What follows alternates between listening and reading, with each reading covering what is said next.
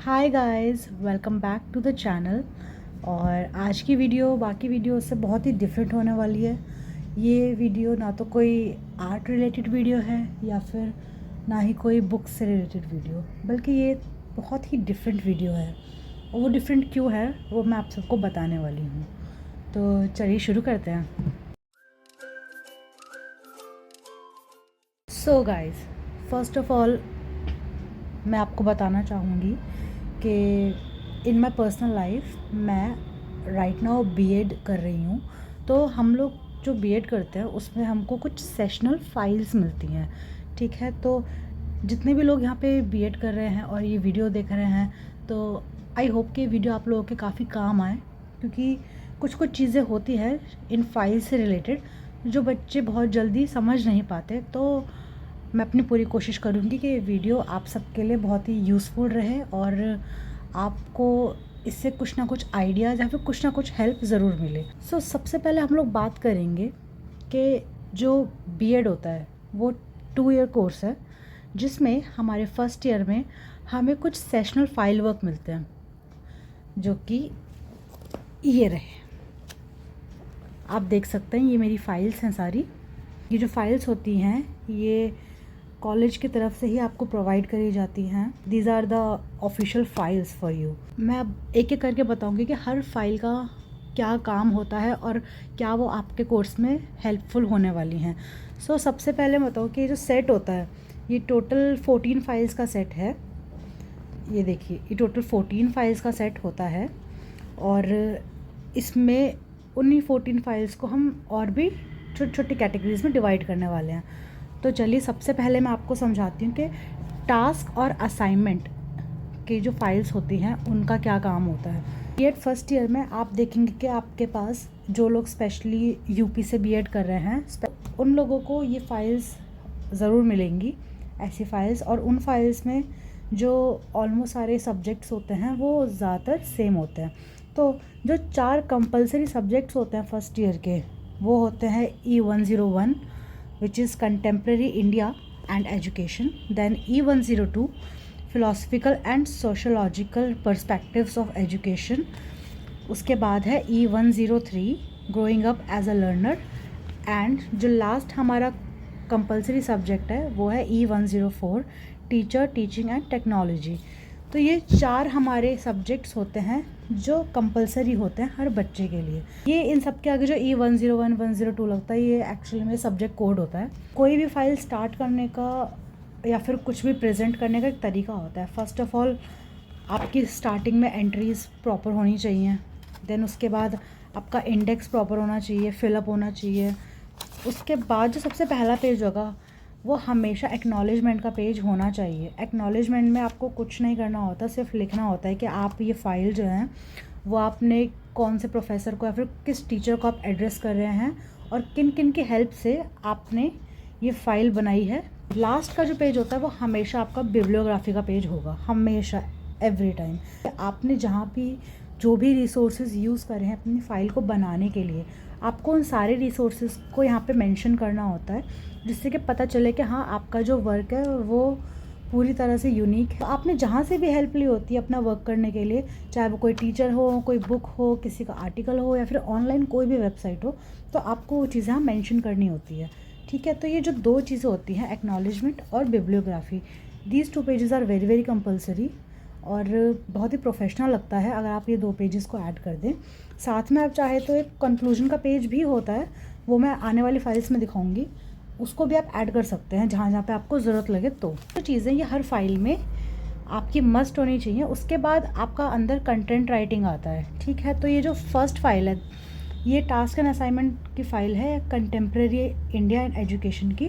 तो इसमें क्या होता है कि जो भी टीचर आपको असाइनमेंट देगा, कुछ टॉपिक्स होते हैं उनमें से एक टॉपिक आपको मिलेगा और आपको उसके ऊपर रिसर्च करके फ़ाइल रेडी करनी होती है।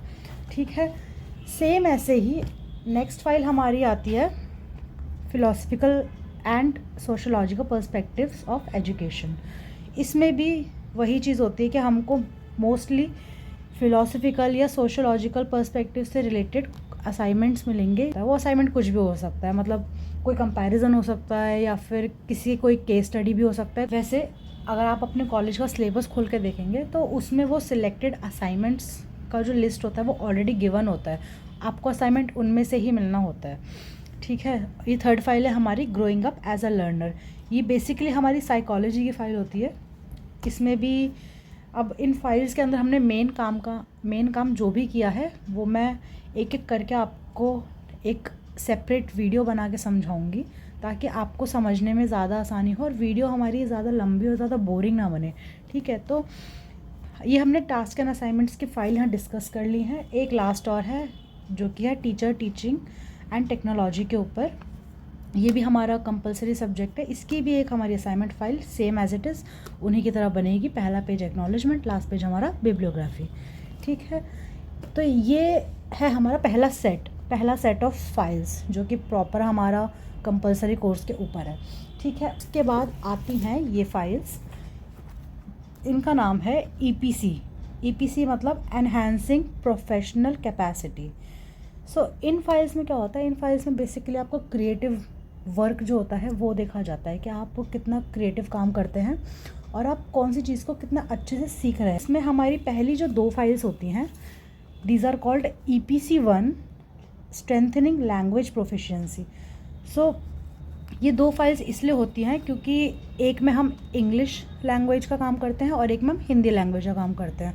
और जैसे कि नाम है इसका स्ट्रेंथनिंग लैंग्वेज प्रोफिशिएंसी, तो ये 2 फाइल्स हमें इसलिए बनानी होती है क्योंकि जब भी हम टीचिंग करेंगे तो हम हमेशा बाइलिंगुअल लैंग्वेज यूज़ करते हैं। टीचिंग करते टाइम हम इंग्लिश के वर्ड्स और हिंदी दोनों के वर्ड्स यूज़ करके तब जाके हम बच्चों को कंफर्टेबली पढ़ा पाते हैं। तो इसलिए हम यहाँ पे 2 फाइल्स बनाते हैं ताकि हम दोनों लैंग्वेज को अच्छे से अंडरस्टैंड कर पाएँ। उसके बाद आती है हमारी EPC2 file which is called art and aesthetics. So art and aesthetics से आप समझ ही चुके होंगे कि कुछ ना कुछ हमें इसमें क्रिएटिव करना होता है, या फिर कह लो कि हम अपना कितना माइंड यूज़ कर सकते हैं कुछ क्रिएटिव चीज़ें बनाने में। जैसे कि कुछ भी हैंडमेड आपका सामान हो सकता है। फॉर एग्ज़ाम्पल आप कैंडल्स बनाना सिखा सकते हैं बच्चों को, आप बच्चों को फ्लावर्स बनाना सिखा सकते हैं, आप उनको वेस्ट मटेरियल से कुछ भी सामान बनाना सिखा सकते हैं। तो बच्चों के अंदर है ना मोटर स्किल डेवलप करना, तो उस चीज़ के बारे में हम इस वाली फ़ाइल में पढ़ेंगे। और जो EPC की लास्ट फाइल होती है that is EPC3 reading and reflecting on text. इसमें क्या होता है, बेसिकली हमको कुछ बुक्स दी जाती हैं और हमें उन बुक्स को अच्छे से रीड आउट करना होता है। हमें इसमें ये समझना होता है कि वो जो बुक जो दी गई है वो किसी भी पर्टिकुलर कोर्स के लिए क्यों दी गई है, क्यों उसको किसी भी कॉलेज में या फिर किसी भी स्कूल में उसको रिकमेंड किया गया है कि आप इसमें से ही पढ़ाएं। तो हम उन बुक्स के बारे में पढ़ते हैं, उसमें उनका एक रिव्यू हमें करना होता है और वो रिव्यू जो होता है वो हमारी reading and reflecting on text में लिखा जाता है। ये फ़ाइल मेरे हिसाब से बहुत ही ज़्यादा यूज़फुल होती है क्योंकि इसमें आप अपने कोर्स का ही नहीं बल्कि जो भी आप स्टूडेंट्स को पढ़ाने वाले हैं उनकी स्कूल की जो बुक्स हैं आप उनको भी बहुत अच्छे से पढ़ पाते हैं और उनका भी आप एक तरीके से एडवांटेज डिसएडवांटेज उनके बारे में अच्छे से समझ पाते हैं और आपको और ज़्यादा समझ आता है कि क्या बुक जो भी रिकमेंड करी जा रही है किसी भी इंस्टीट्यूट में या किसी भी स्कूल में या कहीं पे भी, तो वो उन बच्चों के लिए कितना ज़्यादा बेनिफिट देने वाली है। ये बुक्स थी हमारी एनहांसिंग प्रोफेशनल कैपेसिटी की। अब जो नेक्स्ट सेट हमारा आ रहा है that is totally based on the teacher training programme. These are 6 files. तो मैं एक एक करके बताती हूँ कि किस फाइल में क्या क्या काम करना होता है। बीएड कर रहे हैं तो बीएड में आपके 2 सब्जेक्ट्स ऐसे होते हैं जो आपके पैडागॉजी सब्जेक्ट्स कहलाए जाते हैं। पैडागॉजी सब्जेक्ट्स का मतलब होता है वो 2 सब्जेक्ट्स जिनको पढ़ाने के लिए आप एलिजिबल हैं। सो साइंस और मैथ्स जो हैं ये 2 मेरे पैडागॉजिकल सब्जेक्ट्स हो गए। अब ये जो फाइल्स होती है टीचर ट्रेनिंग की फ़ाइल्स, ये प्रॉपर हमारे पैडागॉजी का जो पूरा फील्ड है उसी से रिलेटेड होती है। इसमें हमें सारा वही काम करना होता है। सबसे पहले देखते हैं ये पहली file micro teaching lesson plan. इनमें हमको लेसन प्लान्स तैयार करने होते हैं जिनकी हेल्प से हम स्टूडेंट्स को आगे पढ़ा पाते हैं। हमें यही चीज़ें फॉलो करनी होती हैं क्लासरूम के अंदर। तो माइक्रो से हम ये समझते हैं कि माइक्रो मतलब कि कोई छोटा पोर्शन पढ़ाने के लिए हमें क्या क्या मेन चीज़ें जाननी ज़रूरी है। अगर आप माइक्रो लेसन प्लान बनाना सीख जाते हैं तो आपको पता चल जाता है कि हमें छोटी छोटी कौन सी चीज़ें हैं जिन पे हमें वर्क करना है और जो हमें टीचिंग में काम आने वाली है हम बच्चों को पढ़ाने के लिए। अगर आप ये फ़ाइल बनाना सीख जाते हैं माइक्रो टीचिंग लेसन प्लान की, तो हमारी जो नेक्स्ट फ़ाइल है दैट इज़ लेसन प्लान, इनको हम मैक्रो लेसन प्लान्स भी बोलते हैं क्योंकि ये पूरे पूरे बड़े होते हैं। सी माइक्रो टीचिंग लेसन प्लान की फ़ाइल में हम एक कोई भी टॉपिक कवर करते हैं, ठीक है, कोई एक टॉपिक कवर होता है और सेम वैसे ही 2-3 टॉपिक्स को मिला के एक मैक्रो लेसन प्लान बनता है। वो माइक्रो लेसन प्लान के बाद हम लोग ये मैक्रो लेसन प्लान बनाते हैं। इसकी भी हमारे को 2 फाइल मिलती हैं, एक हमारी पैडागॉजी फर्स्ट सब्जेक्ट के लिए, एक हमारा पैडागॉजी सेकंड सब्जेक्ट के लिए। जैसे आप यहाँ देख सकते हैं कि मैंने आपको बताया था कि मेरे साइंस और मैथ्स 2 सब्जेक्ट्स हैं, तो एक ये मेरी मैथमेटिक्स की है और एक ये मेरी फिज़िकल साइंस की है। फिज़िकल साइंस में बेसिकली केमिस्ट्री एंड फिज़िक्स ही आता है। उसके बाद 2 फाइल्स हमारी आती हैं which is called final lesson plans. ये आपको प्रैक्टिकल में यूज़ होती हैं। जब आप वो लेसन प्लान्स बनाना सीख जाते हैं मैक्रो के, तो क्या होता है कि कॉलेज में आपके प्रैक्टिकल्स होते हैं, तो प्रैक्टिकल्स में आपको एक लेसन प्लान दिया जाता है परफॉर्म करने के लिए, आपको प्रिपेयर करना होता है। इसमें भी 2 फाइलें इसलिए हैं क्योंकि एक आपके पैडागॉजी सब्जेक्ट 1 के लिए, दूसरा आपका पैडागॉजी सब्जेक्ट 2 के लिए होता है। जो लास्ट हमारी फ़ाइल होती है इट्स कॉल्ड सुपरविजन फाइल। सो इसका रोल ये होता है कि हम लोग जब टीचर ट्रेनिंग करने के लिए स्कूल में जाते हैं, हमारे कलीग्स को भी हम वहाँ पे जाके टेस्ट करते हैं कि हमारे साथ जो हमारे क्लासमेट्स हैं, हमारे कलीग्स हैं, क्या वो उन रिक्वायरमेंट्स को फुलफ़िल कर पा रहे हैं एक बेटर टीचर बनने के लिए।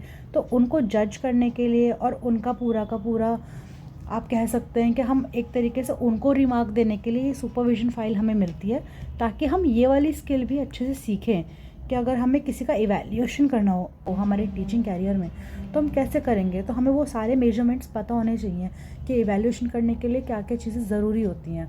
वो कहते हैं ना कि जब आप कोई शो देखने जाते हो तो there are 2 types of person, one जो कि वो देख रहे हैं, जो कि व्यूअर्स हैं, एंड द सेकेंड आर जो वहाँ पे परफॉर्म कर रहे हैं। सो सेम इसमें भी यही होता है कि आप परफॉर्म कर चुके हो, अपने लेसन प्लान्स को आपने प्रैक्टिकल्स में परफॉर्म करके दिखा दिया है, लेकिन सेम टाइम पे आपको एक व्यूअर भी बनना चाहिए। आप एक अच्छे व्यूअर होंगे तभी आप अपने बच्चों को अच्छे से ऑब्जर्व कर पाएंगे, उनको अच्छे से इवैल्यूएट कर पाएंगे, और वो क्वालिटी डेवलप करने के लिए ये वाली फ़ाइल हमारे बीएड में इंट्रोड्यूस करवाई गई है। अगली वीडियो में हम धीरे धीरे करके हर एक फ़ाइल के बारे में जानेंगे कि एक फ़ाइल के अंदर हमें कौन सा काम किस तरीके से करना होता है, या फिर मैंने कौन सी फ़ाइल किस तरीके से प्रिपेयर करी है। सो आई होप कि वीडियो आप सभी के लिए हेल्पफुल रही होगी, और नीचे कमेंट्स में बताइएगा ज़रूर कि आप लोगों को ये वीडियो देख के कैसा लगा और कितना आपको समझ आया।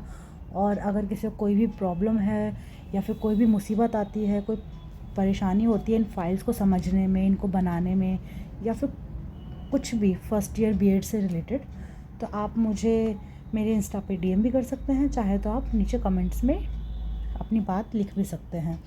सो चैनल को सब्सक्राइब करना ना भूलें, सब्सक्राइब ज़रूर करें चैनल को, वीडियो को लाइक और शेयर भी करें, और वेट करते हैं अगली वीडियो का जिसमें मैं एक एक करके इन सभी फाइल्स को एक्सप्लेन करूँगी।